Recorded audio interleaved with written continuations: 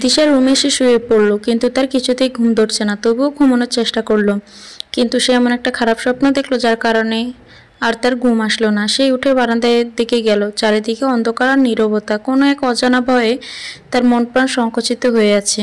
এদিকে তার শুধু বারবার ঈশানের কথা মনে হচ্ছে, কারণ ঈশান যেভাবে আজ বলল যে আর কোনো ভুল ত্রুটি হলে তাকে সে নিজেই বাড়ি থেকে বের করে দিবে। দিশা ভাবতে লাগলো, যদি হয়, সে ইচ্ছাকৃতভাবে না করলেও কিন্তু তার অজান্তেই যদি হয়ে যায়, কি হবে তার? ঈশান কি সত্যি তার সাথে এমন করবে? দিশা আনমনে বারান্দায় রেলিং ধরে দাঁড়িয়ে আছে। হঠাৎ ঈশান তাকে পিছন থেকে দিয়ে জড়িয়ে ধরল আর বলল, এখানে ভেবে একা একা কি করছো? দিশা কোনো উত্তর দিল না। কি হলো? তবুও সে চুপ হয়ে আছে। ঈশান এবার দিশাকে ঘুরিয়ে তার মুখ করলো। অন্ধকারে দিশা বা ঈশানের মুখ স্পষ্ট দেখা না গেলেও ঈশান বুঝতে পারলো দিশা কাঁদছে। কি হয়েছে? দিশা ঈশানের প্রশ্ন এড়িয়ে গেল। তারপর বিছানায় গিয়ে শুল। কথা বলছো না কেন? ঈশান বুঝতে পারলো দিশার মন খারাপ, তাই সে আর তাকে বিরক্ত করলো না। দিশাকে জড়িয়ে ধরে শুয়ে পড়ল। হঠাৎ দিশা ঈশানের গলা ধরে কেঁদে উঠল। প্লিজ আমাকে তোমার জীবন থেকে আলাদা করিও না, আমাকে বাড়ি থেকে বের করে দিও না। ঈশান খুবই অবাক হলো। সে কিছুই বুঝতে পারল না হঠাৎ দিশা এসব কেন বলছে। দিশা ঈশানের গলা আরো শক্ত করে জড়িয়ে ধরল। কি হয়েছে? কাঁদছো কেন দিশা? মৃত্যু ব্যতীত তুমি আর আমি জীবনেও আলাদা হব না, তবে সৃষ্টিকর্তার কাছে সবসময় বলি যেন মৃত্যুটা একসাথেই হয়। হ্যাঁ, সেটা তো আমিও চাই, কিন্তু হঠাৎ করে এসব কথা কেন বলছো? দিশার মনে হয় এতক্ষণ হুঁশ হলো। সে এতক্ষণ ঘোরের মধ্যে ছিল। সে ঈশানকে দেখে অবাক হলো। তুমি এখানে কখন এলে? ঘুমাও নেই? ঈশান কিছুই বুঝতে পারল না। দিশা এসব কি বলছে? কি হয়েছে দিশা? তুমি এতক্ষণ আমাকে দেখলে? আমি তো অনেকক্ষণ এসেছি। ও বুঝতে পারেনি তুমি না মার ঘরে ঘুমাইছিলে। ঘুম আসতেছিল না, তাই উঠে এলাম। আসলে কেন? মা আবার কি ভাববে? মা ঘুমাইছে। কিন্তু তুমি এসব কি বলতেছিলে? কই কি কি লুকাচ্ছ দিশা? কিছু না, আবার মিথ্যে বলছো। আমি আজ একটা স্বপ্ন দেখেছি। স্বপ্ন? কিসের স্বপ্ন? হ্যাঁ, স্বপ্ন। কিন্তু আশ্চর্যের বিষয় কি জানো? আমি একই স্বপ্ন 1 সপ্তাহ ধরে দেখছি। দূর মেয়ে, স্বপ্ন তো স্বপ্নই। তা কি দেখলে স্বপ্ন? আমি স্বপ্নে দেখেছি তুমি তানিয়াকে বিয়ে করেছ, আমাকে বাড়ি থেকে বের করে দিয়েছ। ঈশান সেই কথা শুনে জোরে জোরে হাসতে লাগলো। অন্য কোনো মেয়েকে যদি দেখতে তাহলে আসলে সেটা ভাবার বিষয় ছিল, কিন্তু তানিয়া? ইম্পসিবল। ওই পাগলটারে আমি বিয়ে করব? তার মানে অন্য কোনো মেয়েকে বিয়ে করার ইচ্ছে আছে? না না, সেভাবে বলিনি। আর অন্য কোনো মেয়েকে কেন বিয়ে করব? যদি করো সেটা পরে দেখা যাবে। তার মানে বিয়ে করবে? ঈশান দিশাকে জড়িয়ে ধরল আর বলল, করতেই পারি। নিজের বিয়ে করা বউ যখন ঠিকভাবে স্বামীর যত্ন করে না, তখন তো সেটাই করতে হবে। দিশা ঈশানকে এক ঝটকায় ফেলে দিল। যা কর গিয়ে, এখনই কর। এখন কিভাবে করব? আর মেয়ে বা পাবো কোথায়? দিশা বিছানা ছেড়ে উঠে গেল। এ কই যাচ্ছ? সব ছেলেরা এক, কেউ ভালো না। ঈশান পিছু পিছু গেল। আমাকে ধরবি না তুই? ঠিক আছে, ধরবো না, কিন্তু একটু তো ধরতেই পারি। দিশা এক নিঃশ্বাসে বলতে লাগলো, না ধরবি না তুই। তুইও বাকি সব ছেলেদের মতো, তোরা সবাই এক। আগে জানলে আমি প্রেমই করতাম না, আর বিয়ে তো করতামই না। বিয়ে করলেও যদি স্বামীকে হারানোর ভয় থাকে তাহলে সে বিয়ে করে কি হলো? আমি আর এত টেনশন নিতে পারছি না। কেন আমাকে এত টেনশন করতে হবে? আর কেনই বা আমাকে বারবার একই স্বপ্ন দেখতে হচ্ছে? তুমি কেন এরকম স্বপ্ন দেখছো না? তুমি যদি দেখতে তাহলে বুঝতে টেনশন কাকে বলে। তাহলে তুমিও বুঝতে কিছু হারানোর আগে হারানোর টেনশনটা কত কষ্টের। দিশা হাত নড়ছে আর বকবক করছে। ঈশান একবার দিশার হাতের দিকে আরেকবার দিশার মুখের দিকে তাকাচ্ছে। কেমনে এত কথা বলে সে? আর এই কথাগুলো আসে কই থেকে? মেয়েটা ইচ্ছে করলে খুব ভালো একজন ধারাভাষ্যকার হতে পারত। যেভাবে এক নিঃশ্বাসে ভাষণ দেয়। ঈশান দিশাকে কোলে তুলে নিল আর তার ঠোঁটে কিস করতে লাগলো। কি হচ্ছে এসব? ছাড়ো, আমাকে আজ বলতে দাও। এসব তোমার শোনা দরকার। ঈশান কিছুক্ষণ পর ছেড়ে দিল দিশাকে আর বলল, এবার বলতে থাকো আর নিজেই বসে থেকে শোনো। আমি ঘুমোতে গেলাম। ঈশান চলে গেল রুমে। কই যাচ্ছ তুমি? আর এটা কি করলে? আরো কিছু বলার ছিল, শুনে যাও। কালকে শুনবো, এখন ঘুমাবো। দিশাও চলে গেল রুমে। গিয়ে দেখে ঈশান কোলবালিশটাকে জড়িয়ে ধরে ঘুমাইছে। এক প্র্যাকটিস করছি, যদি সত্যি আরেকটা বিয়ে করি তখন তোমার রিয়াকশনটা কেমন হবে। দিশা ঈশানের চুল ধরে টানতে লাগলো আর কোলবালিশটাকে ছিঁড়ে মাটিতে ফেলে দিল। তারপর নিজে ঈশানের কোলের ভিতরে শুয়ে পড়ল। গুড, এভাবেই শত্রুকে পরাজিত করতে হবে, কিন্তু আমার উপর এভাবে অ্যাটাক করা যাবে না। আমি খুব ব্যথা পাইছি, মাথা ঘুরতেছে। আর একটু টেনে দিই, তাহলে আবার মাথা ঘোরা ভালো হয়ে যাবে। না না, আমার মাথা ঘুরছে না, আমি ঠিক আছি। দিশা ঈশানকে কিস করতে লাগলো আর বলল, চলবে? হ্যাঁ অবশ্যই, এটাতে নাই। সকালবেলা আজ দিশা তাড়াতাড়ি উঠল, কিন্তু আজ তার ঈশানকে ডাক দিল না। সে একা একা সবার জন্য নাস্তা রেডি করতে লাগলো। সে একজন আদর্শ বউ হওয়ার চেষ্টা করছে। নাস্তা রেডি করে সে সবাইকে খাওয়ার জন্য ডাক দিল। দিশা কাজ রান্না করে একা দেখে সবাই অবাক। শেষ পর্যন্ত ঈশান বেচারি রান্না করার চাকরি থেকে রেহাই পেল। দিশা যখন ঈশানকে নাস্তা করার জন্য ডাক দিল, তখন ঈশান বলল, ব্যাপার কি, আজ একা একাই দেখি রান্না করেছ? আমাকে আর লাগবে না। না, আপনাকে আর রান্না করতে হবে না। শুধু রান্না কেন, আর কিছুই করতে হবে না। সত্যি বলছ? এই বলে দিশাকে জড়িয়ে ধরল আর বলল, আমার বউটা কত ভালো। খুশি হয়ে লাভ নেই, কারণ আজ থেকে তুমি আর এভাবে ঘরে বসে থাকতে পারবে না। কাল থেকে তুমি তোমার বাবার অফিসে জয়েন করবে, বুঝেছ?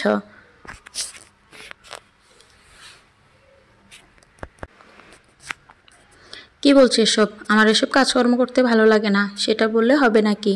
তোমার বউ বাচ্চাকে কি সারা বছর তোমার বাবা খাওয়াবে? বাচ্চা? আমার বাচ্চা কোত্থেকে সে বাচ্চা? দিশা লজ্জা পেয়ে গেল আর বলল, যেভাবে বলছো মনে হয় হবে না। আজ না হয় কাল হবে তো। কবে হবে? যেদিন আল্লাহ দেবে। ঈশান দিশাকে জড়িয়ে ধরল। ইনশাআল্লাহ খুব শীঘ্রই হবে। দিশা সব দিক দিয়ে নিজেকে পাল্টানোর চেষ্টা করতে লাগলো। এখন দিশাকে সবাই অনেক ভালোবাসে, ঈশানও অনেক খুশি। এভাবেই চলছিল। কিন্তু ইদানিং দিশার প্রতি কাজে শুধু ভুল হতে থাকলো। চায়ে লবণ দিচ্ছে, তরকারিতে চিনি দিচ্ছে, কোনোদিন ঝাল বেশি হচ্ছে, আবার কোনোদিন লবণ হচ্ছে বেশি।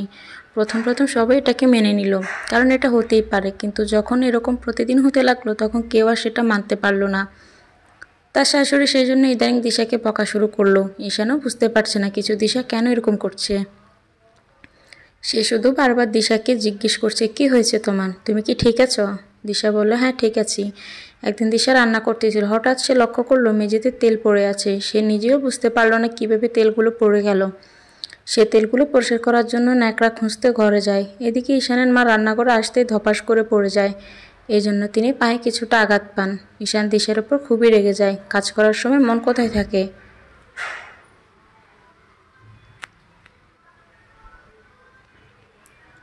এত অমনোযোগী কেন তুমি? আমি নিজেও জানি না তেল কিভাবে পড়লো। নিজেকে বাঁচানোর জন্য মিথ্যে বলছো? তুমি এটা বলতে পারলে? ঈশানের মা বলল, ঠিক আছে, ওকে বকছিস কেন? কি ইচ্ছে করে ফেলেছে নাকি? দিশা ঈশানের কথায় খুব মন খারাপ করে, তার সাথে কথা পর্যন্ত বলে না। ডাক্তার ঈশানের মায়ের পায়ে মালিশ করার জন্য একটা তেল দেয়। দিশা 3 বেলা সেই তেল মালিশ করে দেয়। প্রতিদিনের মতো আজকেও দিশা সেই তেল মালিশ করে দিল। তারপর ঘরে চলে গেল। ঈশান রুমেই আছে। দিশা ঈশানকে দেখে এড়িয়ে যেতে ধরল। ঈশান তা দেখে বলল, আর কতদিন এভাবে এড়িয়ে চলবে? এবার তো অন্তত রাগটা কমাও। যা হবার তা তো হয়েছে। দিশা কোনো কথা বলল না। ঈশান দিশাকে বলল, ভাবতেছি কোথাও একটু ঘুরতে যাব। এ বাড়িতে কেন জানি আর ভালো লাগছে না। তাছাড়া এই বাড়ি থেকে কী লাভ? বউ একটু আদর করে না। মনে হচ্ছে ভালোবাসা সব শেষ হয়ে গেছে। দিশা এবারও কোনো কথা বলল না। সে বাহিরে চলে গেল। হঠাৎ তার শাশুড়ি চিৎকার করে উঠল, বাবারে, মরে গেলাম।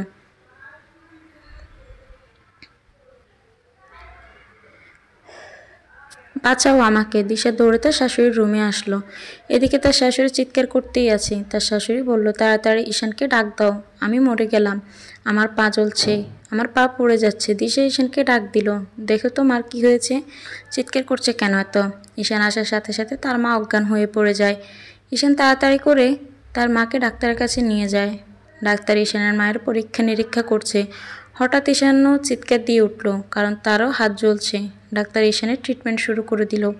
ঈশানের বাবা শোনা মাত্র পাগলের মতো ছুটে এলো। ডাক্তার কিছুক্ষণ পরীক্ষা নিরীক্ষা করে জানালো যে তার মায়ের পায়ে যে তেলটা মাখানো হতো সেটার ভিতরে বিষাক্ত কেমিক্যাল পটাশিয়াম সায়ানাইড পাওয়া গেছে। ঈশানের বাবা বাসায় ফোন করে জানিয়ে দিল যে বোতলটা যেন কেউ না ধরে।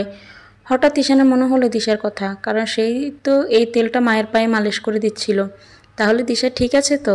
ঈশান বেড থেকে উঠতে ধরল আর বলল, আমার বউকে একবার চেক আপ করতে হবে, কারণ ও এই তেল মালিশ করে দিচ্ছিল। ডাক্তার বলল, ও মাই গড, তাড়াতাড়ি ওনাকে কেউ ডেকে আনুন।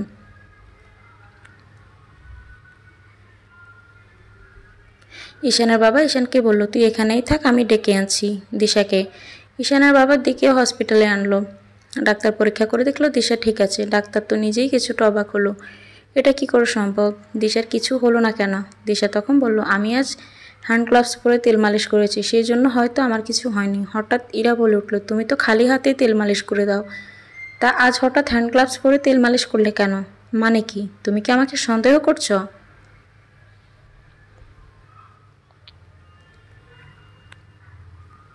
সন্দেহ করছি না, তোমাকে জিজ্ঞাসা করছি কেন আজ হ্যান্ড গ্লাভস পরেছিলে? ঈশান আবার রাগ হলো। মা অসুস্থ আর তোরা ঝগড়া শুরু করেছিস? ইরা বলল, তুই চুপ কর, তুই কোনো কথা বলবি না। মা অসুস্থ কেন হলো সেটা ভেবে দেখেছিলি কখনো? আর এই পটাশিয়াম সায়ানাইড তেলের ভিতর কিভাবে এলো? আমি আরও বেশি অবাক হচ্ছি, তোর বউকে আগে থেকে জানতো যে আজ তেলে পটাশিয়াম সায়ানাইড আছে, তাই সে হ্যান্ড গ্লাভস পরে তেল মালিশ করলো। দিশা এবার কথা বলে উঠলো, তুমি এসব কি বলছো? আমি আজ এমনিতে হ্যান্ড গ্লাভস পরেছিলাম, কারণ তেলটা খুব ভারী আর আঠালো।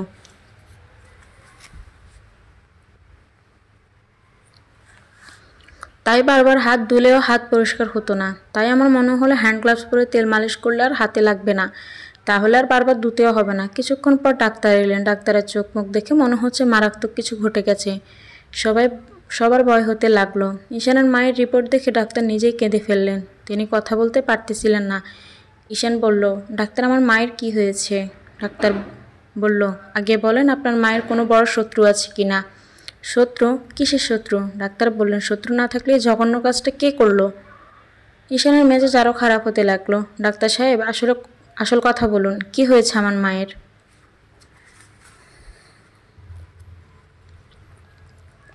আপনার মা জীবিত থেকেও মৃত, কারণ তিনি আর কথা বলতে পারবেন না, আবার চলাফেরাও করতে পারবেন না। তার পুরো শরীর প্যারালাইজড হয়েছে। মানে কি? কি বলছেন এসব? হ্যাঁ, ঠিকই বলছি। সায়ানাইড খুবই মারাত্মক একটি রাসায়নিক যৌগ, যার এক ফোঁটা কেউ খেলে সাথে সাথে সে মৃত্যুর কোলে ঢলে পড়ে। যেহেতু রোগী সায়ানাইড খায়নি, তাই তার মৃত্যু হয়নি, কিন্তু এই মারাত্মক কেমিক্যাল শরীরে লাগানোর ফলে তার রক্তের মাধ্যমে পুরো শরীরে চলে গিয়েছে। এর জন্য রোগীর পুরো শরীর অবশ হয়েছে।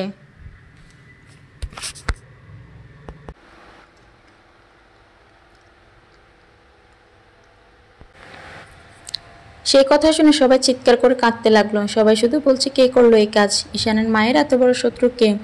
ঈশান একেবারে নীরব হয়ে গেল। সে কোনো কথাই বলতে পারছে না। ডাক্তার জানালো এখন রোগীর অনেক সেবা করতে হবে।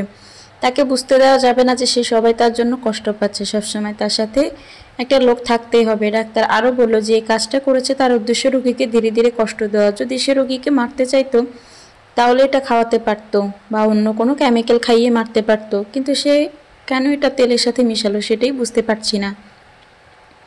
ইরা কাঁদতে কাঁদতে বলল, আর এসব বললেন না ডাক্তার সাহেব, আমার কিছুতেই সহ্য হচ্ছে না। ঈশান তার মায়ের কাছে গেল। তার মাকে এভাবে পড়ে থাকতে দেখে সে চিৎকার করে উঠল, মা ওঠো, উঠো মা, তুমি যদি আমার সাথে কথা না বলো তাহলে আমি কার সাথে কথা বলবো? আমি কার কোলে ঘুমাবো? কে আমার চুল টেনে দেবে? ঈশান পাগলের মতো কাঁদতে লাগলো। দিশা নিজেকে অপরাধী ভাবতে লাগলো, কারণ তেলটা রোজ সেই মালিশ করে দেয়। সে কি করে নিজের নির্দোষ প্রমাণ করবে? তার কথা কে বিশ্বাস করবে? এটা ভাবতে ভাবতেই দিশা কেঁদে উঠল। সে ঈশানকে কোনো সান্ত্বনাও দিতে পারছে না। দিশার খুব খারাপ লাগতে লাগলো। ডাক্তার জানালো রোগীকে এখানে না রেখে বাসায় নিয়ে গিয়ে ট্রিটমেন্ট করেন।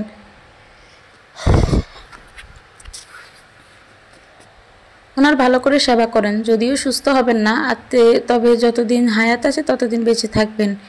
সে কথা শুনে সবাই পাগলের মতো কাঁদতে লাগলো। কি হয়ে গেল এটা? ঈশানের মাকে বাসায় আনা হলো। তার সেবার জন্য একটা নার্স রাখা হলো বাসায়। দিশা যেহেতু শাশুড়ির রুমে গেল, ঈশানের বাবা রেগে গেল। তোমাকে এই রুমে আসতে হবে কেন? তোমার কোনো প্রয়োজন নাই এখানে। কি বলছেন বাবা?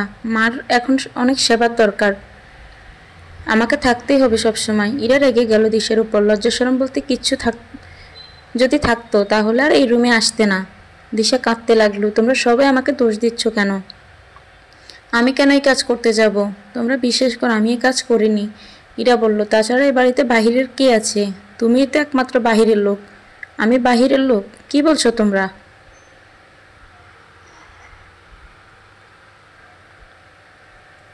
আমি এই বাড়ির বউ, তোমাদের মতো আমি এই বাড়ির একজন সদস্য। দিশা ঈশানের কাছে গেল। সবাই কি বলছো তুমি শুনতে পাচ্ছ না? আমাকে কেন দোষারোপ করছে এরা? অন্তত তুমি কিছু বলো। ঈশান কোনো উত্তর দিল না। এরা বলল, মা তোমাকে সবসময় বকতো। ঈশান তোমার থেকে মাকে বেশি ভালোবাসতো। তাছাড়া মা যদি জানতো তোমার লাভ ম্যারেজের কথা তাহলে কি হতো? সেজন্যই হিংসে করে এসব করেছো তুমি। ঈশান কোনো কথা না বলে বাহিরে গেল। দিশা কাঁদতে কাঁদতে রুমে চলে গেল। ঈশান সারা রাত বাহিরেই থাকলো। দিশা অনেকবার ফোন দিল, কিন্তু ফোন না ধরে অফ করে রাখলো।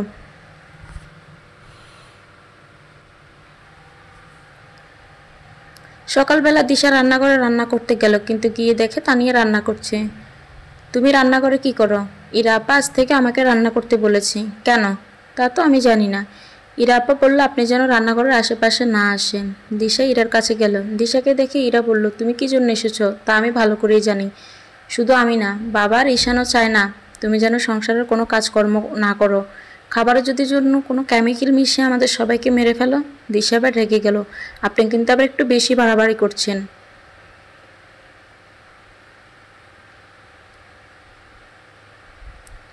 এই কেমিক্যালটা আবার আপনি মেশান নাই তো? কথাবার্তা সাবধানে বলো। আমি আমার মাকে কেন এত কষ্ট দিব? কারণ আপনার মা তো সারাক্ষণ আপনাকেও বকতেন, আপনার স্বামীকে অপমান করতেন। এটা অন্য রকমের বাড়াবাড়ি হচ্ছে দিশা। কথাগুলো শুনতে কেমন লাগলো? আমাকে যখন বলেন তখন আমারও এভাবেই লাগে। দিশা চলে যেতে ধরল। কি মনে করে যেন আবার ফিরিয়ে এলো।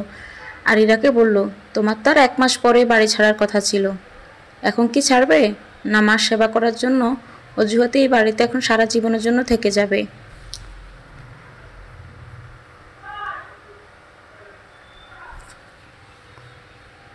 আর আরেকটা কথা শোনো, এটা আমার সংসার, আমার ঘর।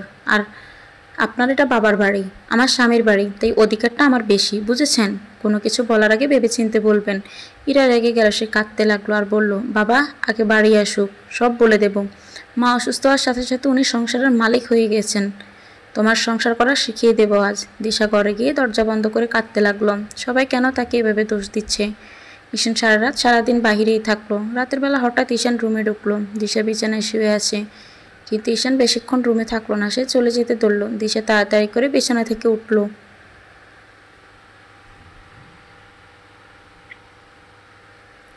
আর ঈশানকে জড়িয়ে ধরলো। সে কাঁদতে কাঁদতে বলল, সারা রাত সারাদিন কই ছিলে? আমি যে তোমাকে নিয়ে টেনশন করতে করতে একেবারে শেষ হয়ে যাচ্ছি। তুমি কি আমাকে সন্দেহ করছো? তোমার বাড়ির লোক আমার সাথে যা নয় তাই ব্যবহার করছে। আমাকে রান্না করে ঢুকতে দিচ্ছে না, রান্না করতেও দিচ্ছে না। আমি তাই রাগ করে সারাদিন কিছু খাইনি। তুমি সবাইকে একটু বলে দাও যে আমার সাথে কেউ যেন আর এরকম খারাপ ব্যবহার না করে।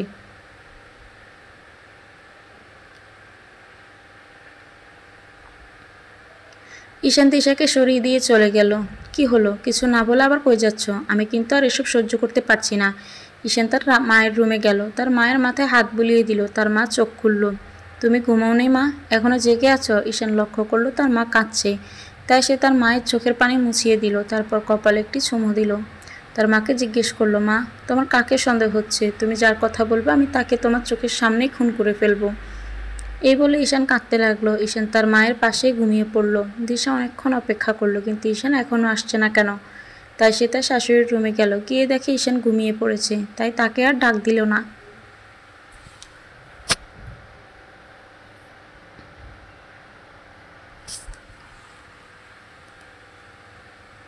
সে ঘরে চলে গেল। পরের দিন সকালে তুমুল ঝগড়া লেগে গেল। দিশাকে আজকেও রান্নাঘরে ঢুকতে দিচ্ছে না। তানিয়ার এরকম বাড়াবাড়ি দেখে দিশা রেগে গেল। সে রাগ করে বলল, তুমি আমাকে বারণ করার কে? তোমরা সবাই একজোট হয়ে এই কাজটি করনি তো? সেই কথা তানিয়া ইরাকে বলে দিল। ইরা রাগ করে এসে দিশাকে একটা চড় মারল। মুখ সামলিয়ে কথা বলবে। তুই আমার মাকে মারতে চেয়েছিস। দিশা কি বসে থাকার মেয়ে নাকি? সেও কষে একটা চড় দিল। আমি মারার কোনো চেষ্টা করিনি। আর আমি কি পাগল যে নিজে প্রতিদিন তেল মালিশ করে সে আবার নিজেই তেলে কেমিক্যাল মেশাবো? ইরা তার বাবা ঈশানকে ডাকতে লাগলো। দেখে যাও তোমরা, এই মেয়ের উদ্দেশ্য হলো পুরো বাড়ি দখল করা।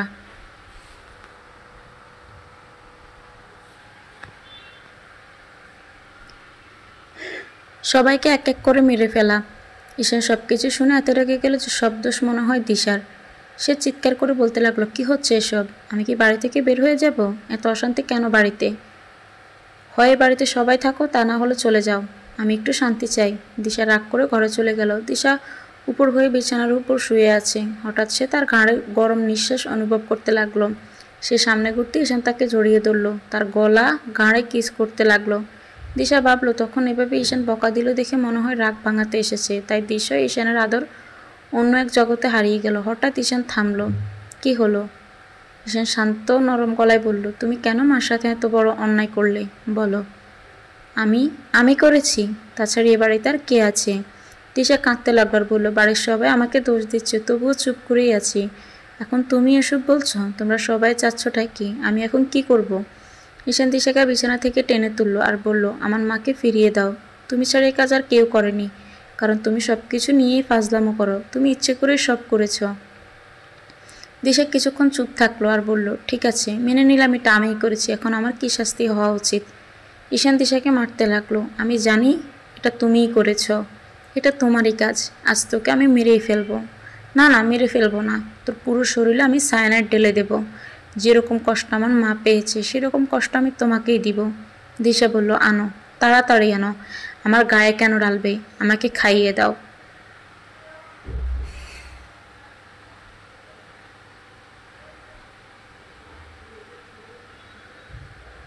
একবার মরেই যাই। আমি এখন সব বুঝতে পারছি, এটা তোমাদের সবার চক্র। তোমরা আমার সাথে চক্রান্ত করতেছো, তা না হলে সবাই একজোট কেন হয়েছ? ঈশান দিশাকে আবার একটা মারলো। মাথা ভর্তি তোর শুধু শয়তানি বুদ্ধি, তুই আকামও করবি আবার তোর বড় বড় কথাও থাকবে। এটা কি? এই বলে ছোট্ট একটা বোতল দেখালো। দিশা বলল, নেল পলিশের রিমুভার এটা। তোমার? হ্যাঁ, আচ্ছা ঠিক আছে, এটা নেল পলিশের রিমুভার। তাহলে এখন একটু নেল পলিশ লাগাও দেখি। আমার নখে তো এখন নেল পলিশ নাই, এখন কেন লাগাবো? ঈশান দিশাকে ধাক্কা দিয়ে ফেলে দিল। তুই লাগাবি না, কারণ এটা নেল পলিশ রিমুভার না, এটাই সেই বিষাক্ত সায়ানাইড যা আমি আমাদের আলমারিতে পেয়েছি। কথায় আছে না, চুরি করার সময় কিছু না কিছু প্রমাণ রেখে যায়। তুমি ভুল করে এটা আমার পকেটে রেখেছ। তুমি নিজের মুখে তো জীবনেও স্বীকার করতে না। এই বলে ঈশান দিশাকে মারতে লাগলো। দিশার মন মেজাজ খারাপ হয়ে গেল। সে ঈশানের হাত টেনে ধরল। খবরদার, আমার গায়ে আর একটা হাত দিবি না। তুই কে রে আমার গায়ে হাত দেওয়ার? এত নাটক বা কাহিনী করার কি আছে? বললেই তো হয় আমাকে আর ভালো লাগে না। এভাবে আমাকে না ফাঁসালেও হতো। আরে বোকা, আমি যদি এই কাজটি ঠিকই করতাম তাহলে সেটা তেলের ভিতর মিক্স করতাম না, আর এই জিনিস ঘরেও রাখতাম না।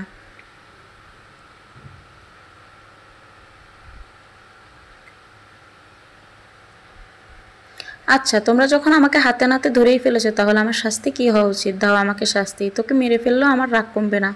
এখন তোকে আমি এমন একটা শাস্তি দেবো যা তুই জীবনেও কল্পনা করতে পারবি না। তুই তিলে তিলে মারা যাবি, কিন্তু মরবি না। এই বলে ঈশান চলে গেল। দিশা ইরার রুমে গেল, গিয়ে দেখে তানিয়া আর ইরা গল্প করছে।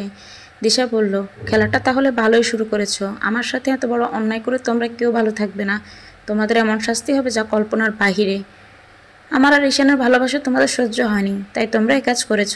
ইরা বলল, আকাম করার সময় মনে ছিল না, এখন ধরা পড়ে আমাদের দোষ দিচ্ছ? দিশা খাওয়া দাওয়া সব বন্ধ করে দিল। তার একমাত্র ভরসার মানুষ ঈশান, যে তাকে সবসময় আগলিয়ে রাখে।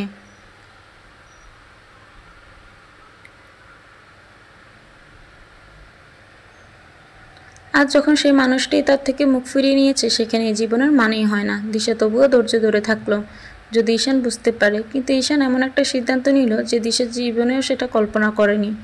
সে যদি দিশাকে বাড়ি থেকে বের করে দিত তবুও একটা কথা ছিল, সে দিশাকে যদি মেরে ফেলতো সেটাও দিশা হাসি মুখে মেনে নিত। কিন্তু ঈশান দিশাকে বাড়ি থেকে যেতে দিল না, আর সবাইকে ঘোষণা দিল যে দিশার চোখের সামনে তানিয়াকে বিয়ে করবে।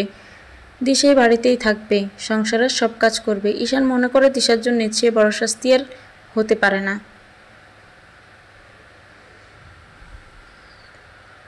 দিশা এই কথা শুনে কিছুক্ষণের জন্য স্তব্ধ হয়ে গেল আর বলল, হ্যাঁ, তুমি আমার জন্য পারফেক্ট শাস্তির ব্যবস্থা করেছো, তবে তোমার এই স্বপ্ন জীবনেও পূরণ হবে না, কারণ আমি কোনো দোষ করিনি, তাই আমার জন্যই শাস্তি প্রাপ্য না। আজ তোমাদের সবার আনন্দের দিন। এই দিনটা না আসলে আমি বুঝতামই না কে কেমন, কার মনে কে চলছে। তবে দিন আমারও একদিন আসবে ঈশান, সেদিন আমি মাথা উঁচু করে দাঁড়িয়ে থাকবো আর তুমি আমার কাছে নত হবে। তুমি এত কাঁদবে যে আমার কিছুই মনে হবে না। আজ যেমন আমি কাঁদছি, তোমরা সবাই হাসতেছে, সেদিন আমি হাসবো, তোমরা কাঁদবে। এই বলে দিশা বাড়ি থেকে বের হতে ধরলো। ঈশান দিশার হাত টেনে ধরলো আর বলল, কই যাচ্ছ তুমি? এই বাড়িতে থেকেই তোমাকে শাস্তি ভোগ করতে হবে। আমি থাকবো না এই বাড়িতে, আমাকে ছেড়ে দাও।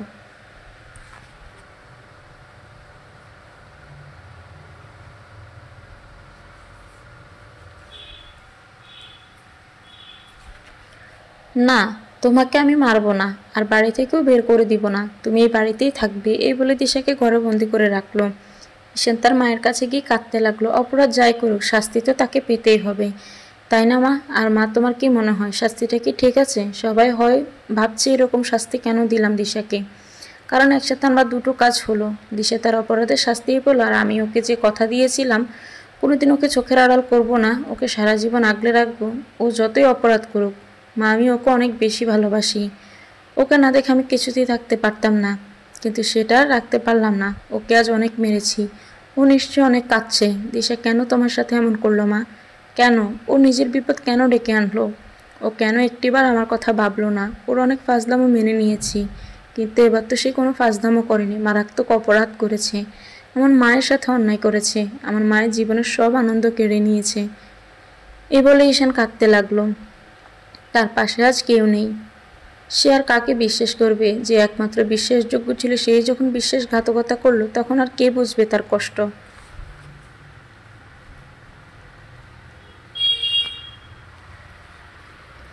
ইরা দিশাকে নানানভাবে তিরস্কার করতে লাগলো। আমার স্বামী যদি আমার চোখের সামনে অন্য একটা মেয়েকে এভাবে বিয়ে করতো, তখন তো আমি নিজেকে শেষ করে দিতাম, তা না হলে অনেক দূরে পালিয়ে যেতাম। কিন্তু দিশার তো দেখি অনেক ধৈর্য। স্বামীর বিয়ে করার কথা শুনে এখনও এ বাড়িতেই পড়ে আছে। কি নির্লজ্জ মেয়ে রে তুমি!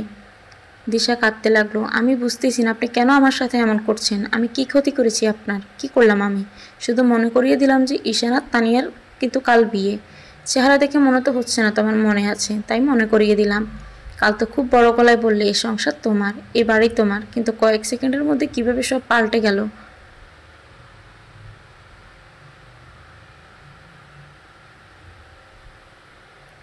ইরা দিশার কানে কানে বলতে লাগলো, এর থেকে বোঝা গেল তোমার থেকে এ বাড়িতে আমার পাওয়ার বেশি। এখন সব আমার কথাতেই চলবে, আর এই পুরো সংসার এখন থেকে আমার। তানিয়া তো পাগল, ওকে যেমনভাবে নাচাবে তেমনিই নাচবে। তুমি এই বাড়িতে থাকার জন্য, সংসারে রাজত্ব করার জন্য নিজের মায়ের সাথে এত বড় অন্যায় করতে পারলে। এ দোষটা আমাকে দিও না দিশা। আমি মার কোনো ক্ষতি করিনি, মার ক্ষতি তো তুমি করেছ। তুমি ভেবেছিলে মায়ের সাথে অন্যায় করে পুরো সংসার তোমার দখলে আনবে, তা আমি বেঁচে থাকতে কি করে হতে দিই বলো তো? জমি চাষ করলে তুমি, বীজও বপন করলে তুমি, কিন্তু ফসল পেলাম আমি। কালকের জন্য রেডি হও। কাল থেকে তুমি শুধু চাকরানি হয়ে থাকবে, আর তোমার স্বামী, বুঝতেই তো পারছো ব্যাপারটা। না আরও বিস্তারিতভাবে বিশ্লেষণ করে দিতে হবে।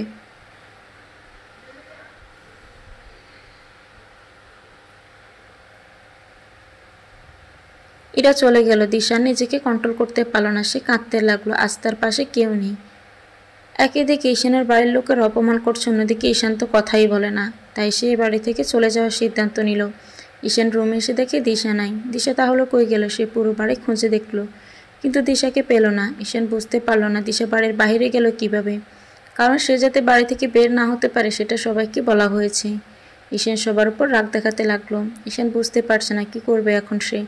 ঈশান দিশাকে খুঁজতে না পেয়ে প্রায় পাগলের মতো হয়ে গেল। সে জানতো দিশার রাগের মাথায় কিছু একটা করে ফেলবে, তাই সে সবসময় তাকে নজরে নজরে রাখত। কিন্তু দিশা বাড়ির বাইরে গেল কিভাবে? ঈশানের মনে হলো সে বোধহয় দিশাকে সারা জীবনের জন্য হারিয়ে ফেললো। প্রায় এক সপ্তাহ পর ঈশান জানতে পারল দিশার বান্ধবী সীমার বাড়িতে আছে। ঈশান পাগলের মতো ছুটে গেল সেখানে। ঈশানকে দেখে সীমা অনেক বেশি অবাক হলো। তুই এখানে?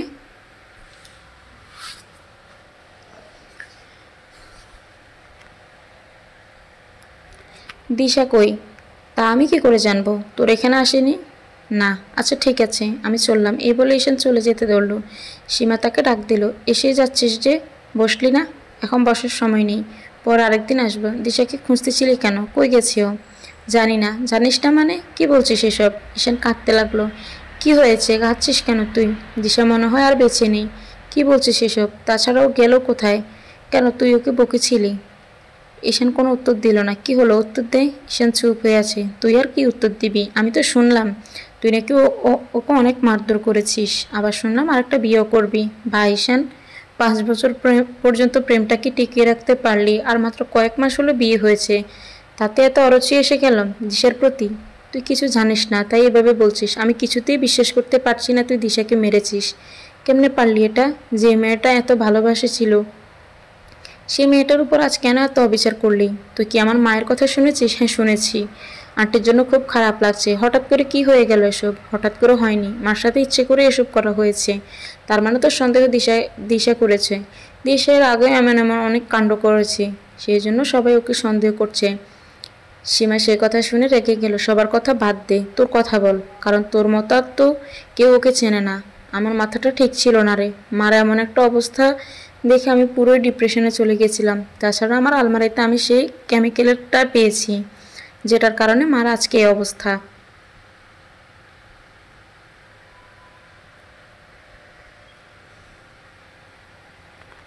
তাই আমিও দিশাকে সন্দেহ করেছিলাম। তোর ঘরের আলমারিতে তো অন্য কেউ এটা রাখতে পারে। আর দিশা কি পাগল যে নিজে অন্যায় করে আবার নিজেই ধরা দিবে? জানি না আমি। আমার মাথায় তখন আর কিছু ঢুকিনি। আমি মনে হয় এখন পাগল হয়ে যাব। এত টেনশন আর নিতে পারছি না আমি। তুই নাকি বিয়ে করবি, করেছিস? বললাম তো আমার মাথাটা একদম ঠিক ছিল না।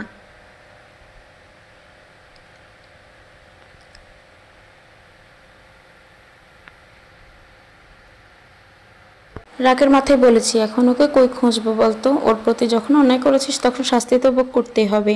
ও কি আর ফিরবে না? ও যদি আজ কালকের মধ্যে না ফেরে তাহলে যে আমি কি করব নিজেই জানি না। ও তো জানে আমি ওকে ছাড়া এক মুহূর্ত থাকতে পারি না, তবুও কেন বাড়ি থেকে বের হলো? কেন বের হলো? তুই ওকে মারবি, তোর বাড়ির সদস্যরা দিনরাত অপমান করবে, ওকে তোরা মিথ্যা দোষারোপ দিবি। আবার শুনলাম ও চোখের সামনে বিয়েও করবি। তাহলে ও কেন তোর বাড়িতে থাকবে? কি জন্য থাকবে তুই বল? আমার তো মনে হয় না ও আর তোর সাথে কথা বলবে বা দেখা করবে, কারণ তুই ওর সাথে অনেক বড় অন্যায় করেছিস।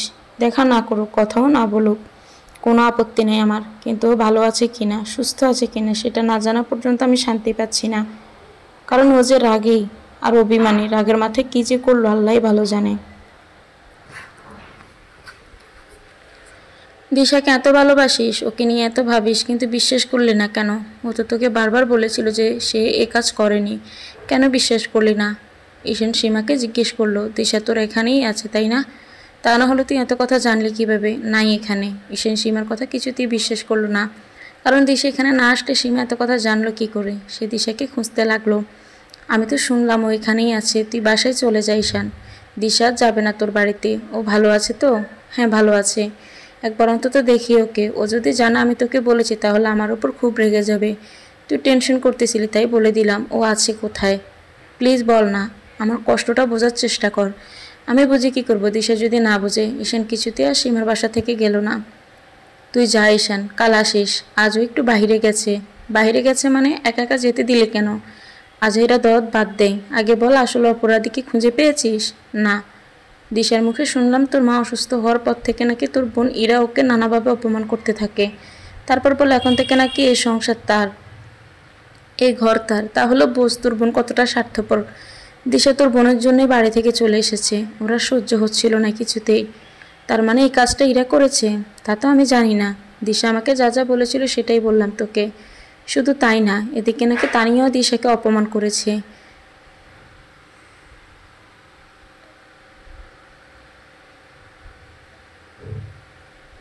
যে তানিয়াকে তোরা মাথামোটা বলিস, সেও তার বউকে অপমান করার সাহস পেয়েছে। তাহলে তুই বুঝতে পারছিস দিশাকে তুই কতটা নিচে নামাইছিস, আর মেয়েটার মনের অবস্থা এখন কতটা খারাপ। ঈশান তার ভুল বুঝতে পারলো, সে বলল আমি আসলে জ্ঞানহারা হয়ে গিয়েছিলাম, দিশার কথা শোনার প্রয়োজনই মনে করিনি। ও কি আমাকে ক্ষমা করবে? দিশার সবচেয়ে বেশি খারাপ লেগেছে তানিয়াকে বিয়ে করার কথা শুনে। সে বারবার কাঁদছে আর বলছে ঈশান আমাকে কখনোই ভালোবাসেনি, ভালোবাসলে অবশ্যই আমাকে বিয়ে বিশ্বাস করতো, আর তানিয়াকে জীবনও বিয়ের কথা বলতো না। আমার যদি সত্যি তানিয়াকে বিয়ে করার ইচ্ছে থাকতো তাহলে এখনও করিনি কেন? তুই বল। আমি রাগ করে বলেছিলাম, কারণ সেদিন আমি হাতে নাতে প্রমাণ পেয়েছিলাম। তা এখন কি করে বুঝলি দিশা কেন অপরাধ করেনি? এখন কেন ওকে খুঁজতে বের হয়েছিস? তুই এই কথাটা বলতে পারলি? তুই জানিস না আমি দিশাকে ছাড়া ভালো থাকতে পারবো না। দিশা যদি আমার জীবনে না থাকে তাহলে আমি নিজের জীবনটা শেষ করে দিব, সত্যি বলছি। হঠাৎ কলিং বেল বেজে উঠল। সীমা বলল, হয়তো হয়তো দিশা এসেছে। ঈশান বলল, তুই দাঁড়া, আমি খুলছি দরজা। সীমা, পাগল হচ্ছিস তুই? তুই লুকিয়ে থাক আপাতত। ঈশান সীমার কোনো কথাই শুনল না, সে নিজেই দরজা খুলে দিল। দিশা আর ঈশান কিছুক্ষণ দুজন দুজনের দিকে তাকিয়ে রইল।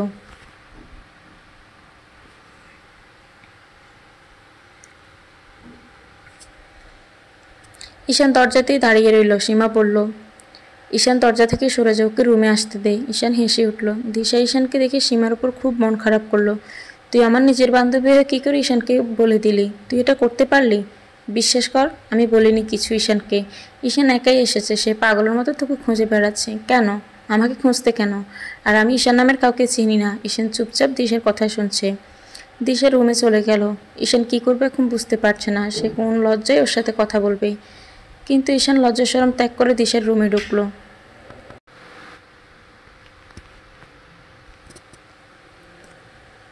অন্যজনের রুমে পারমিশন নিয়ে ঢুকতে হয়, তা বুঝি আপনি জানেন না? ঈশান দিশার হাত ধরল আর বলল, প্লিজ আমাকে ক্ষমা করে দাও। আমি ভুল করে তোমাকে দোষারোপ করেছি, কিন্তু এখন আমি আমার ভুল বুঝতে পেরেছি। আমার হাত ছাড়ুন আর রুম থেকে বের হয়ে যান, আমি আপনাকে চিনি না। প্লিজ দিশা, আমার কথাটা একবার শোনো, আমার তোমাকে প্রয়োজন। আমি তোমাকে ছাড়া ওই বাড়িতে থাকতে পারতেছি না। দিশা ঘর থেকে বের হয়ে গেল। ঈশানও পিছু পিছু গেল। আপনি এরকম করছেন কেন?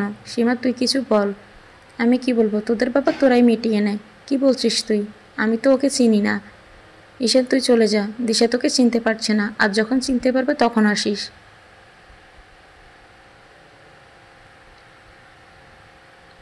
আমি ওকে জীবনেও চিনব না, ওকে যেতে বল। তা না হলে কিন্তু তুমি আমাকে না চিনলে, না ভালোবাসলে, কিন্তু যদি আমাকে মাকে একটু ভালোবাসো তাহলে নিশ্চয় আমার কথাটা তুমি শুনবে। আমি কোনো কথা শুনবো না। তুমি কি চাও না আসলে অপরাধীকে আমরা ধরে ফেলি, যে এত বড় অন্যায় করেছে সে শাস্তি পাক? আমি একা একা পারবো না দিশা, প্লিজ আমাকে হেল্প করো। কেন আমিই তো অপরাধী, যাকে ইচ্ছে মতো শাস্তিও দেওয়া হয়েছে। ঈশান দিশাকে এবার জড়িয়ে ধরল। দিশা ঈশানকে ফেলে দিল। আমি আপনাকে চিনি না, তবুও কোন শাসনে আমাকে ধরেছেন?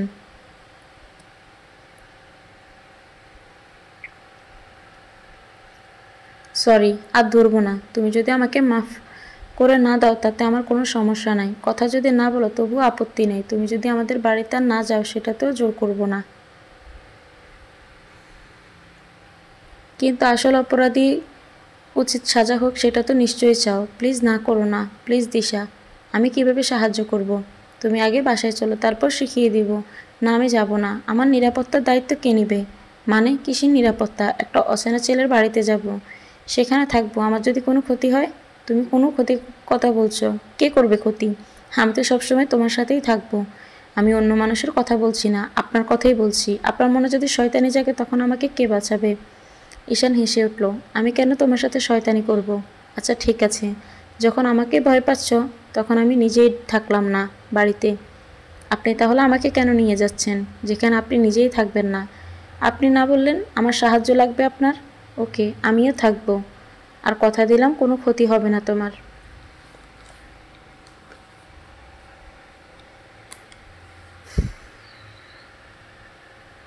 আমার বাড়িতে তুমি সম্পূর্ণ নিরাপদ। পরে কিন্তু আমাকে জোর করতে পারবেন না আপনি। আমি কিন্তু বাড়িতে আর কিছুতেই থাকবো না। তোমার যা মন চায় তাই করবে, কিন্তু এখন তো চলো। আপনি বললেই আমি যাব নাকি? আমাকে তো আগে ভাবতে হবে। ঈশান আর কোনো শর্ত তর্ক করলো না, কারণ যে করেই হোক দিশাকে বাড়িতে নিয়ে যেতেই হবে। ঈশান চলে গেল। সীমা দিশাকে বলল, খুব তো বড় গলায় বললি আজ যাবি না ওই বাড়িতে, এখন যেতে রাজি হলি কেন? ঈশানের বোন আমাকে যে অপমান করেছিল তোর মনে নেই? ওনাকে শাস্তি দেওয়ার একটা উপযুক্ত সুযোগ পেয়ে গেলাম, কারণ আমার বিশ্বাস উনি এই কাজ করেছে। অপরাধী ধরা পড়লে আমি আর ওই বাড়িতে থাকবো না। তাছাড়া আমি একা যাব না, তুইও যাবি আমার সাথে, কারণ ঈশানের উপর আমার বিশ্বাস নেই।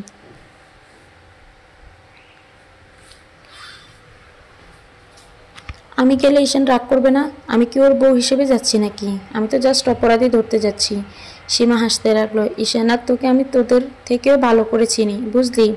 আমাদের এসব শেখাস না, তুই দেখে নিস। আমি এবার আর কিছুতেই দুর্বল হব না। ঈশান আমাকে মেরেছে না, অবিশ্বাস করেছে না, এর শাস্তি তো পাবেই। ঈশান পরের দিন আবার গেল দিশার কাছে, কিন্তু দিশা জানালো তার সময় হলে সে এমনিই যাবে, আপনাকে বারবার আসতে হবে না। এই বলে সে রুমে চলে গেল। ঈশান দিশার দিকে অনেকক্ষণ তাকিয়ে রইল, তবুও দিশা ঈশানকে একটিবারের জন্য ভিতরে আসতে বলল না। ঈশান কিছুক্ষণ দরজায় দাঁড়িয়ে থাকলো। হঠাৎ সীমা এলো বাসায়। তুই এখানে দাঁড়িয়ে আছিস কেন? ভিতরে যা। ঈশান রুমের ভিতরে গেল। আমি একটু বাইরে গিয়েছিলাম, আজকে না দিশা যাওয়ার কথা ছিল, যাবে না। তুই চিন্তা করিস না, আমরা ঠিক সময় পৌঁছে যাব।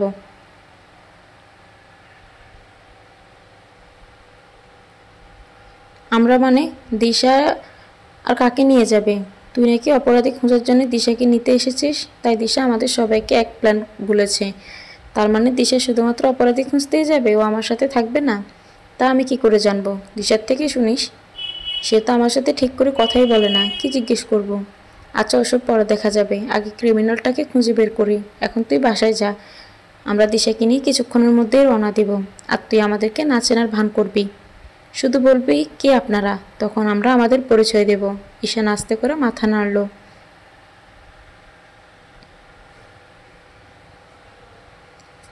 আর বারবার রুমের দিকে তাকাতে লাগলো, কিন্তু দিশার একেবারের জন্য বাইরে এলো না। সীমা বুঝতে পারলো ঈশান দিশার সাথে কথা বলার জন্য ওকে মারছে, তবুও সে ঈশানকে বলল, দেরি করছিস কেন, বাসায় যা। ঈশান চলে গেল। ঈশানের মুখ চোখ দেখে সীমার খুব খারাপ লাগলো। বেচারা বউয়ের টেনশনে কখন যে পাগল হয়ে যায়। সীমা দিশাকে বলল, যা করবি ভেবে চিন্তে করবি। আর আমার মনে হয় ঈশান ওর শাস্তি পেয়ে গেছে, ওর মুখের দিকে তাকানো যাচ্ছে না।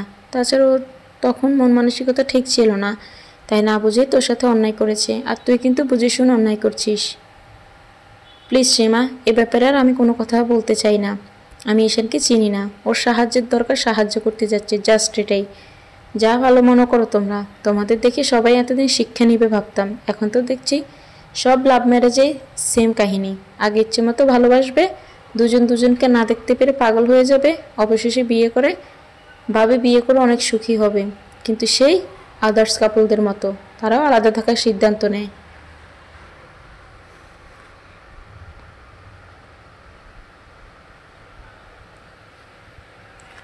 দিশা কোনো উত্তর না দিয়ে রুমে চলে গেল। ঈশান বাসাতেই থাকলো আর বারবার বাহিরে জানালার দিকে তাকাতে লাগলো। হঠাৎ দেখতে পেল একটা গাড়ি তাদের বাসার দিকেই আসছে। ঈশান বুঝতে পারল না গাড়িতে নিয়ে কে আবার এলো। সে তাড়াতাড়ি করে দরজা খুলে দিল। গাড়ি থেকে নেমে এলো তার কয়েকজন ফ্রেন্ড, সীমা আর দিশা, কিন্তু আরও কয়েকজন অচেনা ছেলে। তারা বাড়ির ভিতরে ঢুকলো। ঈশান হাঁ করে তাকিয়ে থাকলো। তাকে সীমা যে কি শিখিয়ে দিয়েছে তার মনে নেই। এক এক করে ঈশানের বাবা, বোন, তানিয়া আর ঈশানের দুলাভাই, বাড়ির দারোয়ান সবাইকে দাঁড় করানো হলো। অচেনা এক ছেলে বলল, আমার নাম তারেক, আমি অপরাধ তদন্ত বিভাগ থেকে এসেছি। আপনাদের বাসায় গার্ডিয়ানের উপর খুব অন্যায় করা হয়েছে। কে করলো? কেন করলো? আপনারা সেটা না খুঁজে দিশাকে অনেক অপমান করেছেন। এজন্য দিশা আমাদের অফিসে গিয়ে সব বলে দেয়। তাই আমরা তদন্ত করার জন্য এসেছি। একজন সদস্য বাড়ির বাইরে যেতে পারবেন না। ঈশানের বাবা বলল, আমার অফিস আছে, 2-1 দিন ছুটি নিয়ে নিন। আপনি কি চান না আপনার বউয়ের উপর যারা অন্যায় করেছে তাদের শাস্তি হোক?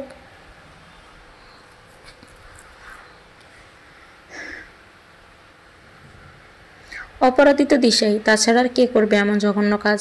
আবার একটা ক্রাইম করলেন আপনি। একজন নির্দোষ মানুষকে দোষ দেওয়া অনেক বড় ক্রাইম। ঈশানের বাবা চুপ হয়ে গেল। ঈশান দিশাকে টেনে অন্যখানে নিয়ে গেলেন। কে ইনি? আমাকে ধরেছেন কেন? যা বলার সরাসরি বলেন। ইনি একজন অপরাধ তদন্ত বিভাগের অফিসার। ইনার কাজই হলো অপরাধীকে খুঁজে পুলিশের হাতে দেওয়া।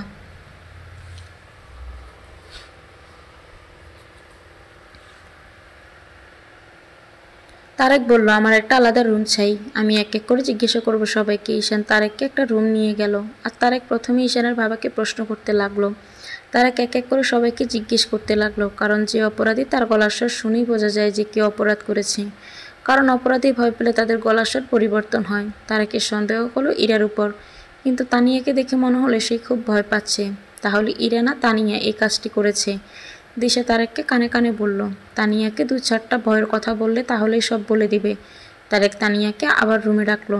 তুমি এত ভয় পাচ্ছ কেন? না তো। এই মেশিনটা আগে কখনো দেখেছ? না। এটা হলো সত্য কথা বলার মেশিন। যতই মিথ্যা বলো না কেন, আমি সত্যটা শুনতে পাবো।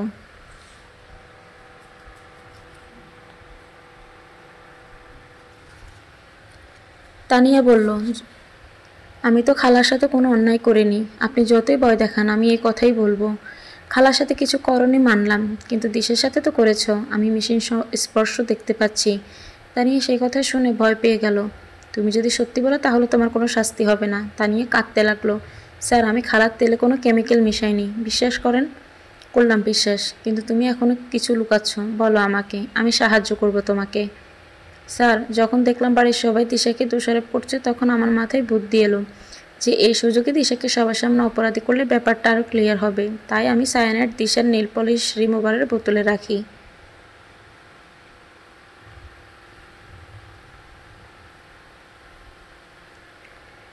ওয়েট, সায়ানাইড তুমি কই পেলে? তুমি নাকি তেলে মেশাওনি সায়ানাইড? আমি ময়লা ফেলতে গিয়েছিলাম, সেখানে গিয়ে দেখি ইরা আপার স্বামী একটা বোতল গর্ত করে পুঁতে রাখছে। আমি বললাম, ওটা কি দুলাভাই? তখন উনি বললেন, কে জানি এই কেমিক্যালটা এখানে ফেলে রেখেছে, অন্য কেউ ধরলে তো বিপদ হয়ে যাবে, তাই পুঁতে ফেলছি। দুলাভাই চলে যাওয়ার পর আমি বোতলটা সাবধানে তুলে ঘরে নিয়ে যাই, তারপর এই কাজটা করি। কিন্তু আমি খালার তেলে মেশাইনি সায়ানাইড। তারেক তানিয়াকে বলল, বাহিরে যাও, আর আমাকে যা যা বললে তার কাউকে বলবে না, ঠিক আছে?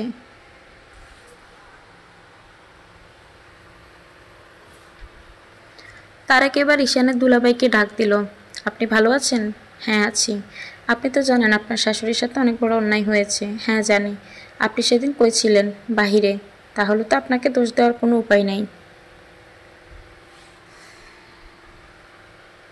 হ্যাঁ। সায়ানাইড আপনি দেখেছেন কখনো? না। আমি কিভাবে দেখব? ঠিক আছে, যান আপনি। আর হ্যাঁ শুনুন, যদি কোথাও পড়ে থাকতে দেখেন অবশ্যই আমাদের জানাবেন।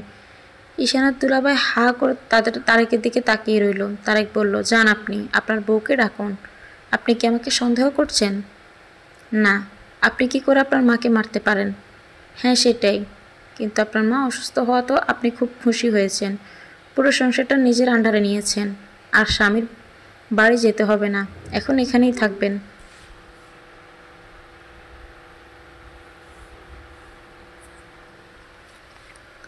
তাছাড়া আর কে আছে? মার অনুপস্থিতিতে তো আমাকেই দেখতে হবে এখন। কেন, দিশা আছে না? আপনার চেয়ে তার অধিকার কিন্তু বেশি। সে আমার মায়ের সাথে অন্যায় করেছে, তারপরেও বলছেন সে সংসারের দায়িত্ব নিবে। আমি যদি বলি আপনি করেছেন, আপনি এই সংসারে থাকার জন্য এমন জঘন্য কাজ করেছেন, কি বলছেন এসব? আমি করিনি। আপনার চোখ মুখ দেখে বোঝা যাচ্ছে আপনি অপরাধী। যেহেতু আমরা এর আগে অনেক অপরাধী ধরেছি, আপনি বললেই হলো নাকি? তাহলে আপনি দিশার সাথে এত খারাপ ব্যবহার কেন করলেন?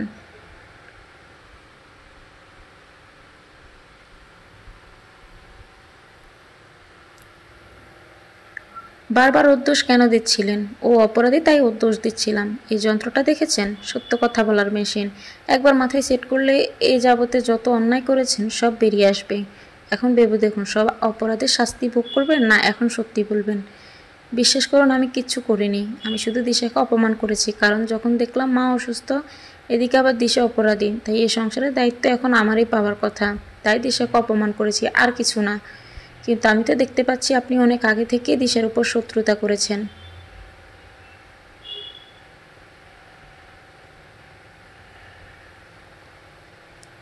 দিশা রান্না শেষ করে ঘরে গেলে আপনি তরকারিতে লবণ ঝাল দিয়ে দিতেন, তাই না? আবার আপনার মা পিছলে পড়ে গিয়েছিল, সেই তেলটাও আপনি ফালাইছেন, তাই না? এরা চুপ করে আছে। চুপ করে আছেন কেন, সত্য বলুন।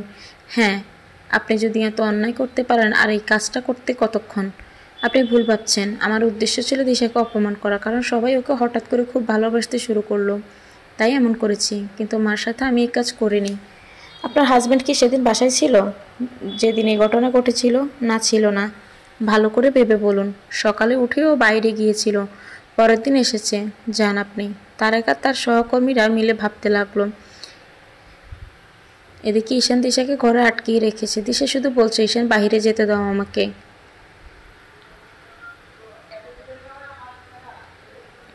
না, আগে বলো এমন করেছে কেন তুমি? তুমি তো সরি বলেছি। ভুল হয়েছে সেটাও বলেছি। সরি বললে কি ক্ষমা করে দিব নাকি? তুমি আমার সাথে অনেক অন্যায় করেছো। আমাকে বিশ্বাস না করে আমাদের ভালোবাসার অপমান করেছ। আমাকে অনেক মেরেছ, যেমন করে অন্যান্য পুরুষ মানুষ বউদের উপর নির্যাতন করে। আর আমি বউ হয়ে থাকা অবস্থাতে তুমি অন্য মেয়েকে বিয়ে করবে বলে জানিয়েছ। আমি কি ভুলে গেছি? সব কিছুই বলিনি। আমি কখনোই তোমাকে ক্ষমা করব না। ঈশান দিশাকে জড়িয়ে ধরল। প্লিজ দিশা, আমার মন মানসিকতা ভালো ছিল না, প্লিজ বোঝার চেষ্টা করো।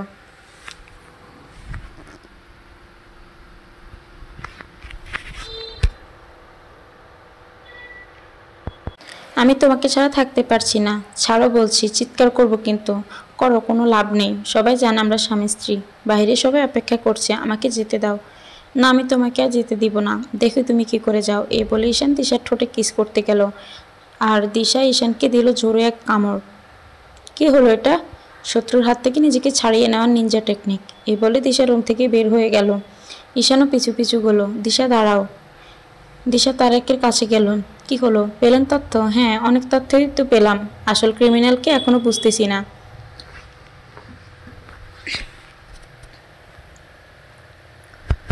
তারেক দিশাকে সব কাহিনী বলল। দিশা শোনার সাথে সাথে বলল, তাহলে তো পেয়েই গেছেন আসামি।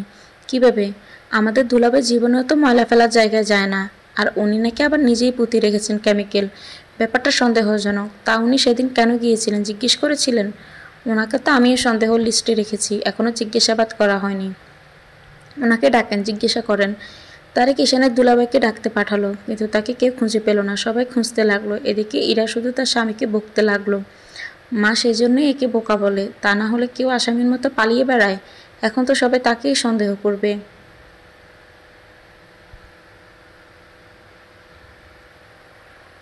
ঈশানের দুলাভাই পালাইছে, কিন্তু কিভাবে পালালো? চারিদিকে সবাই খুঁজতে লাগলো। এদিকে তারেক ঈশানকে সমস্ত কাহিনী বলে দিল। ঈশান তানিয়াকে বলল, তুইও আছিস এর ভিতর? তানিয়া মাথা নিচু করে উত্তর দিল, তোরা তো সবাই দিশার দোষ দিচ্ছিলি, তাই আমিও এই কাজ করেছি। ঈশান তানিয়াকে একটা চড় মারল। তানিয়া কাঁদতে লাগলো আর বলল, এই দিশার কারণে বারবার আমার বিয়ে ভেঙে যাচ্ছে। এই দিশাই আমার জীবনের সব কিছু কেড়ে নিয়েছে। বের হ, বাড়ি থেকে বের হ। তানিয়া, তুই এত শয়তান কেমনে হলি? বিশ্বাসই হচ্ছে না। আপনি মনে হয় খুব সাধু, দিনে রাতে অপমান করতেন দিশাকে। আপনার কথা শুনেই তো দিশা বাড়ি থেকে চলে গিয়েছিল। ছোট মুখে এত বড় কথা, চুপ কর তুই। আর তোর স্বামী কই? তাড়াতাড়ি ডেকে আন, তা না হলে তুইও কিন্তু আর রেহাই পাবি না। দুজনকেই পুলিশে দেব। ঈশানের বাবা ইতিমধ্যে জ্ঞান হারিয়ে ফেলেছেন। কি বলছে এরা এসব? ইরার স্বামী কেন এই কাজ করলো? বিয়ে হওয়ার পর থেকে এই বাড়িতেই থাকতেছে, খাচ্ছে, আর এই বাড়ির সাথে এত বড় বেইমানি? ঈশানের বাবা দিশার কাছে অনেক ক্ষমা চাইল। দিশা বলল, ঠিক আছে বাবা, আমি কিছু মনে করিনি, মানুষের ভুল হতেই পারে। আমারও তো ভুল হয়েছে, আমাকেও ক্ষমা করে দাও। না, তোমার ক্ষমা নাই, তুমি আমাকে সবার থেকে বেশি চিনতে, অনেক দিন ধরেই চিনতে। সবাই যে ভুল করেছে, তুমি কেন সেই ভুল করলে? এই জবাব আগে দাও। ঈশান কি করবে এখন? কারণ দিশা ঠিকই বলেছে, সবাই যে ভুল করতে পারে সেই ভুল সে করতে পারে না, কারণ সে দিশাকে অনেক বছর থেকেই চেনে।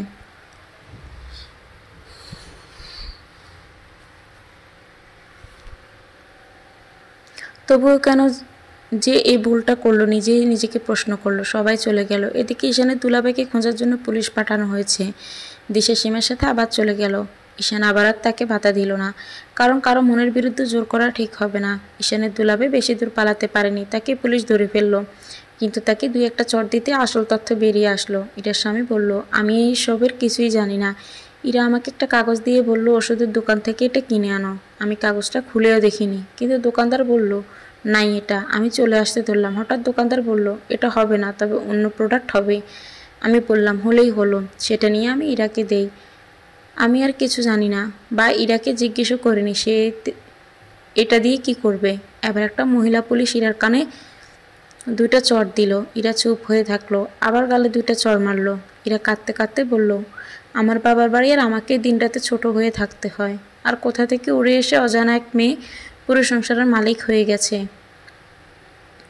আমি তো মার কোনো ক্ষতি করতে চাইনি, আমি শুধু দিশাকে কষ্ট দিতে চেয়েছিলাম। আর আমার এক বোকা স্বামী, ওকে আনতে বলেছিলাম হাত চুলকানোর ওষুধ, যা ধরার সাথে সাথে চুলকানি শুরু হবে।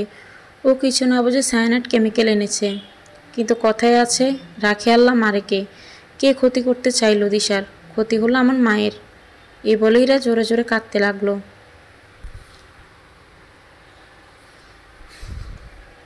ঈশান নিজে কানকে বিশ্বাস করতে পারছে না। এসব কি শুনছে? ইরা এসব কি বলছে? সবাই অবাক হলো ইরার কথা শুনে। দিশাকে একটু শাস্তি দেওয়ার জন্য আজ তার নিজের মা সারা জীবনের জন্য অচল হয়ে পড়ে থাকলো। পুলিশ ইরা তার স্বামীকে ধরে নিয়ে গেল। পুরো বাড়িটা কিছুক্ষণের মধ্যে একদম ফাঁকা হয়ে গেল। এখন বাড়িতে শুধু ঈশান আর তার বাবা থাকলো। ঈশান ঠিক করলো তার বাবার অফিসে জয়েন করবে। এভাবে একা একা আর কতই বা বসে থাকবে সে।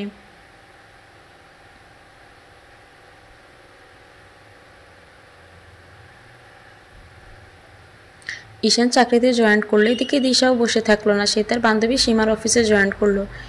এইভাবেই চলেছিল। ঈশান আর দিশাকে ফিরিয়ে আনতে যায় না, আর দিশাও নিজে থেকে যায় না, কিন্তু ঈশানের বাবা সেটা কিছুতেই মানতে পারলেন না। এভাবে ছেলে মেয়ে দুইটা চোখের সামনে কষ্ট পাচ্ছে, তা কি করে সহ্য করা যায়। একদিন ঈশানের বাবা নিজেই গেল দিশাকে আনতে। দিশা কোনো উত্তর দিল না, সে হ্যাঁ বা না কিছুই বলল না। ঈশানের বাবা বলল, দিশা মা, ভুল সবাই করেছে, আমিও ভুল করেছি, ঈশানও করেছে, আমাদের ফ্যামিলির সবাই তোমার সাথে অন্যায় করেছে, সেজন্য সবার হয়ে আমি ক্ষমা চেয়ে নিচ্ছি। কিন্তু ঈশান যে তোমাকে ভালোবাসে, তোমাকে ছাড়া তার জীবন অপূর্ণ, সেটা কি বিশ্বাস করো? যদি ঈশানের ভালোবাসা নিয়ে তোমার সন্দেহ হয়ে থাকে, যদি ওর সাথে থাকার ইচ্ছা না থাকে, তাহলে ওকে ডিভোর্স দিয়ে দাও। এভাবে বিবাহিত দুজন ছেলে মেয়ে আলাদা থাকা জায়েজ না, এটা সমাজের চোখেও খারাপ দেখায়। এখন সিদ্ধান্ত তোমার হাতে। যদি ঈশানের বউ হয়ে সারা জীবন কাটাতে চাও, তাহলে ফিরে এসো।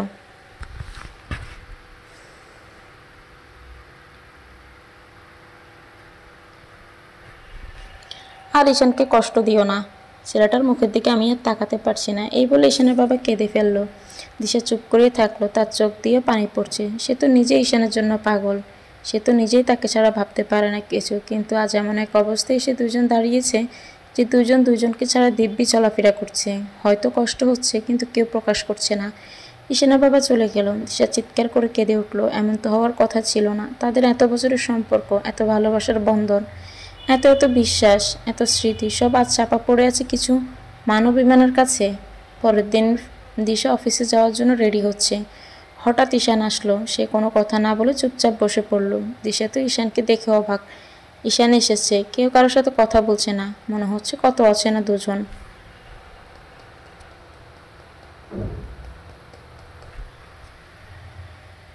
সীমা বলল, দিশা কখন যাবি? হলো তোর? কিন্তু বাইরে এসে দেখে ঈশান। তুই? মানে কিসের মানে? দিশা নাকি আজ বাড়ি যেতে চেয়েছে, সেজন্য নিতে এলাম। সীমা তো অবাক। আমি তো জানি না, বাবাই তো বললো দিশাকে নিয়ে আয়, আজও আসবে। কি বলিস? কখন বলেছে? দিশা তো নিজেই অবাক, সে একবারের জন্য যেতে চায়নি। কি হলো, চুপচাপ আছো যে? যাবে না? দিশা মাথা নাড়ল। দিশা অনেক চিন্তা করে দেখলো, যদি আজকেও সে না যায় তাহলে তার শ্বশুর অনেক মন খারাপ করবে। তার শ্বশুর তার উপর কতটা বিশ্বাস করে ঈশানকে পাঠিয়েছে,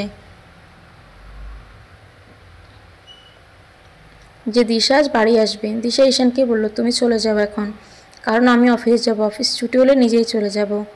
আমিও তো অফিসে যাব। ঠিক আছে, এই বলে ঈশান চলে গেল। সীমা বলল, তুই কখন যেতে চেয়েছিস?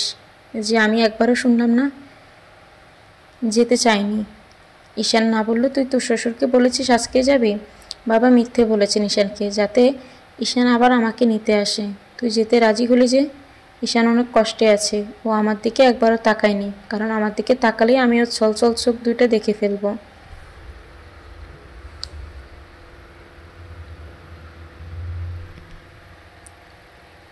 আমি কিন্তু তোকে অনেকবার বলেছি যে ঈশানকে আর কষ্ট দিস না, ও ভুল করেছে, সেটা তোকে তো বারবার বলেছে, তবুও শুনিসনি। বাদ দে এসব পুরনো কথা, চল অফিসে যাই। দিশা অফিসে চলে গেল। দিশা কিছুতেই কাজে মনোযোগ দিতে পারছে না। এদিকে অফিসটাও ছুটি হচ্ছে না। অন্যদিকে ঈশান তার বাবাকে বলতেও পারছে না যে তাকে আজ একটু তাড়াতাড়ি বাড়ি যেতে হবে। কিন্তু তার বাবা নিজে ঈশানকে বলল, আজ বাড়ি যা, কাল ঠিক সময় অফিস আসিস। ঈশান তার বাবার দিকে তাকিয়ে বলল, সে বাড়ি এখনও আসেনি, অফিসেই আছে। ঈশানের বাবা বলল, তাতে কি হয়েছে, যাবে তো। ঈশান আর কোনো কথা না বলে বাড়ি চলে গেল।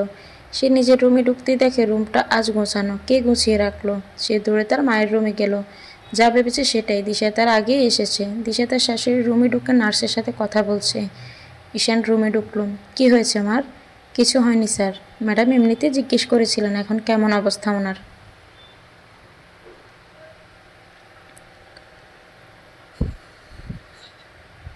ঈশান আর কোনো কথা না বলে রুমে চলে গেল। দিশাও কিছুক্ষণ গল্প করে রুমে চলে গেল। কেউ কারোর সাথে কথা বলছে না, মনে হচ্ছে কেউ কাউকে চেনে না। ঈশান বুঝতে পারছে না কীভাবে কথা বলা শুরু করবে। দিশাও বুঝতে পারছে না কি বলবে। দিশা ফ্রেশ হওয়ার জন্য বাথরুমে গেল। হঠাৎ কলিং বেল বেজে উঠল। ঈশান গিয়ে খুলে দিল। ঈশান গিয়ে দেখে তাদের ফ্রেন্ডরা এসেছে। তোরা? বিরক্ত করলাম? না না, মনে মনে তুই বিরক্তই হয়েছিস। মনের খবর যখন এতই পড়তে পারস তাহলে এসেছিস কেন? না এসে থাকতে পারলাম না, ভাবলাম বন্ধুর থেকে আজ একটা ট্রিট না নিলেই নয়। চল নাচ বাইরে গিয়ে ঘুরে আসি। না আজ যাব না। দিশাও খুশি হবে, চল সবাই মিলে যাই। ঈশান অনেকগুলো টাকা বের করে তার ফ্রেন্ডদের দিল আর বলল, তোরা নিজেরাই আনন্দ কর গিয়ে। যা এখন, দোস্ত পরে যাই, দিশার সাথে একটু দেখা করি। দিশা ফ্রেশ হচ্ছে, ও এখন কথা বলবে না, তোরা যা তো। এই বলে ঈশান দরজা বন্ধ করে দিল। কিছুক্ষণ পর আবার কলিং বেল বাজলো। ঈশান খুলে দিল।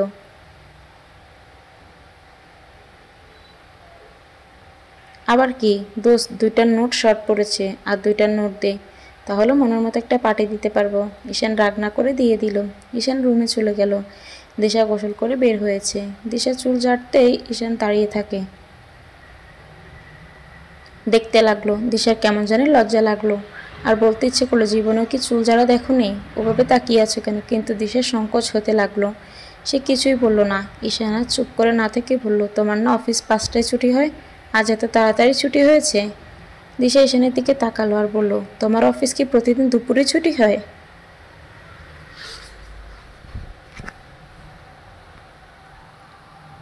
আমি আজ একটু তাড়াতাড়ি আসলাম। আমিও তাড়াতাড়ি আসলাম। কেন? তুমি কেন তাড়াতাড়ি এসেছো? ঈশান কোনো উত্তর দিল না। হঠাৎ আবার কলিং বেল বেজে উঠল। কে আবার এলো? আমি খুলে দিচ্ছি। থাক, লাগবে না, আমি দিচ্ছি। ঈশান গিয়ে দেখে তার বাবা এসেছে। বাবা, তুমি এত তাড়াতাড়ি? দিশা এসেছে? হ্যাঁ। কই? এই বলে ঈশান বাবা দিশার কাছে গেল। খুব ভালো লাগছে তোমাকে দেখে, বাড়িটা মনে হয় ভরে গেছে।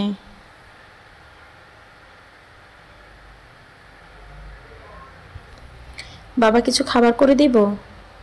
এসেই রান্না করবে? আজ বাইরে খাবার খাবো। ঈশান বাইরে থেকে কিছু নিয়ে আয় তো।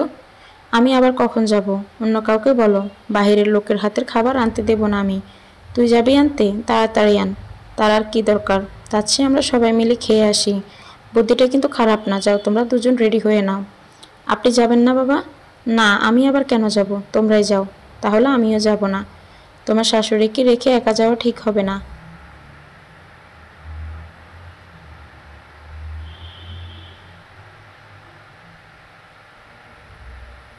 তুমি আর ঈশান গেলেই হবে। দিশা রেডি হলো, কিন্তু ঈশান হঠাৎ করে দিশাকে জড়িয়ে ধরলো। দিশা কোনো কথা বলল না।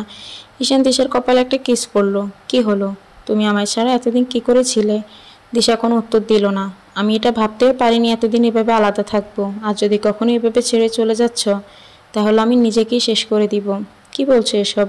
আজ যাব না কোথাও। শুধু কি তোমার কষ্ট হয়েছে? আমার হয়নি? আমিও যে কি করে দিনগুলো কাটাইছি তা শুধুমাত্র উপরওয়ালাই জানে। আজ থেকে আমাদের সংসারে নতুনভাবে শুরু করব, যেখানে কোনো প্রতিদ্বন্দ্বী থাকবে না,